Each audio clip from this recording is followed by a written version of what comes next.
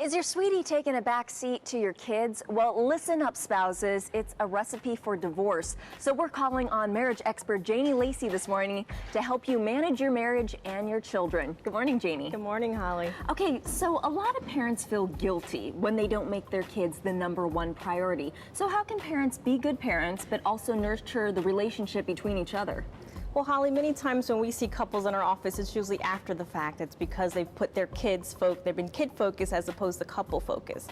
But there's many things that couples can do. A lot of times we think, if I'm taking time to my spouse, I'm taking away time from my kids. But there is a balanced approach, and it matters about the little things that happen on a daily basis. Just being able to have that quality time and making sure that we are putting each other first, because our kids are watching after all, and we want to be able to model that for them. Sure, because I would assume that it only benefits kids to watch their parents in a healthy, solid relationship.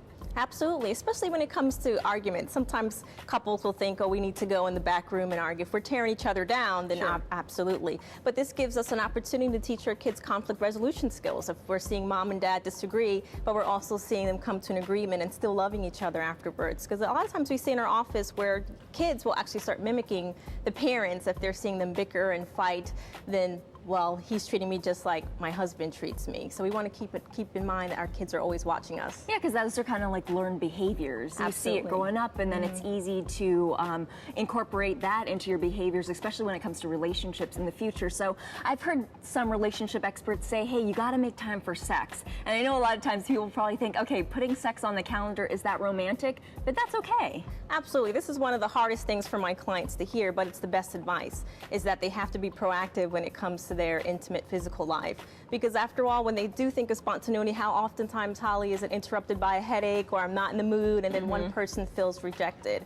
So this way, this is our night. You both know what night it's going to be. You can look forward to it, and you can also get creative with it. And what we also see is it creates less anxiety in couples, because you know when it's going to happen, and it's not, I'm washing the dishes, he's touching me, does he want something? You know when it's going to happen. So it actually helps a lot of couples. And I think that's good, because I think a lot more women are organized than men. So it's kind of like, well, this is on my to-do list. And I hate to make it sound like, okay, just put the check in the box.